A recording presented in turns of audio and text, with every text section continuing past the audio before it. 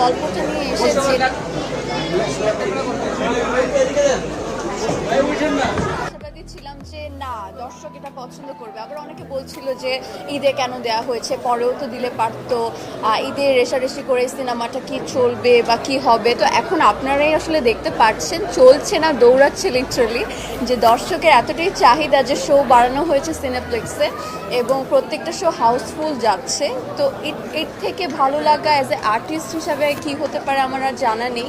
আর নতুন হিসাবে আমি এখনও নিজেকে নতুন বলবো, কারণ এটা মাত্র আমার দ্বিতীয় সিনেমা। আর মানে যেই পরিমাণে আমি দর্শকের রেসপন্স পাচ্ছি, ভালোবাসা পাচ্ছি, আমাদের কাজটাকে পছন্দ করেছে, আমার চরিত্রটাকে ভালোবেসেছে তারা, তো সব কিছু মিলে I am very satisfied actually.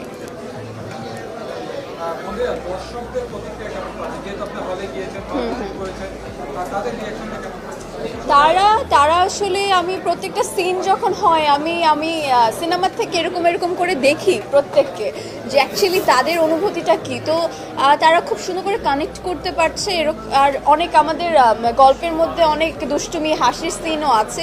তো যখন ওরকম সিন আসছে ওরাও প্রচুর হাসছে, আবার যখন একটা ইমোশনাল কোনো একটা সিন আসছে তখন তারা সেটাও, তাদের মন খারাপ লাগছে, অনেকে প্রথম দিন দ্বিতীয় দিনও আমি দেখেছি অনেকে আমার সিনে অনেকে কান্নাও করছে, মানে তাদের এত কষ্ট লাগছে।